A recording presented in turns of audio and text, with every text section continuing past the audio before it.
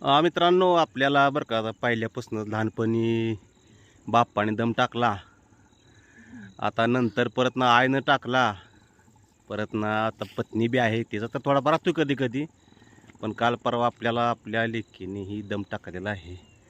तर झालं काय होतं, मित्रासंग मी बाहेर जेव्हा गेलो होतो आणि नंतर जरा यायला वेळच लागला. तर यांचा 10 वाजता फोन आला. काम 10 वाजता फोन केला. अहो तुम्ही लय उशीर झालं घरी नव्हता. या या या या म्हणतो या. आणि परत ना मित्रांनो, घरी यायला अक्षरशः रातच्या 2 वाजल्या.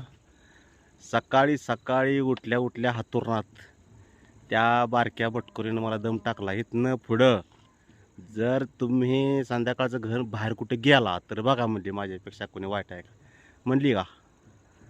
भ्या वाटतं जात जाऊ नका अजिबात. 2 वाजले किती उशीर आम्ही जाग होतो.